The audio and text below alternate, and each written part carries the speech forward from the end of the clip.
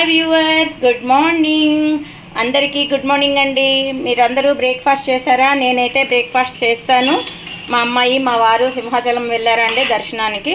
So నేనైతే ఇంట్లోని కందిపొడి చేద్దాము. మా అమ్మాయి అడిగింది కందిపొడి కావాలి, నాకు కందిపొడి తినాలుందమ్మా అని అంటే సరే కదా అని చెప్పేసి కందిపొడికి ప్రిపేర్ చేస్తున్నాను. ఇదిగోటండి, యాక్చువల్గా ఏంటంటే కందిపొడి ఒకేసారి ఇంత చెయ్యరు, కొంచెం కొంచెము వేపుకొని సిమ్లో పెట్టుకొని వేపుకొని చేస్తారు, మాడిపోకుండా ఉంటుందని. సో యాక్చువల్గా ఏంటంటే కందిపొడి ఆల్రెడీ కొంచెం పప్పు వేపేసి పక్కన పెట్టేసుకున్నాను. ఇప్పుడు మిగతాది కూడా వేస్తానండి, ఎందుకంటే ఎక్కువగా స్టాండింగ్లోని కొంచెం కొంచెం సేపు చేసినా అదే కష్టము, ఇది ఏదైనా ఒకటే కదా అని ఇంకా దగ్గరుండి చేసేసుకుంటే ఒక పని అయిపోతుంది, ఎందుకు మళ్ళీ కొంచెం కొంచెం అని చెప్పి సిమ్లో పెట్టుకొని గ్యాస్ సిమ్లో పెట్టుకొని కొంచెం పప్పు అది వేపుకుంటున్నానండి. ఈరోజు యాక్చువల్గా సండే కదండి, మీ అందరూ కూడా ఈరోజు అందరి ఇంట్లో స్పెషల్స్ ఉంటాయి.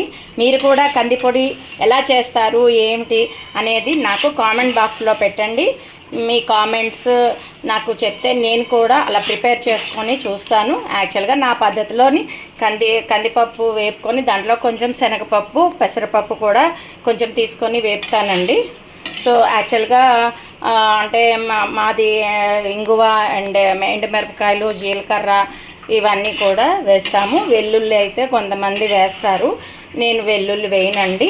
మా చిన్నప్పటి నుంచి కందిపొడి అంటే మా అమ్మగారు వాళ్ళు ఇలానే చేసుకునేవాళ్ళు.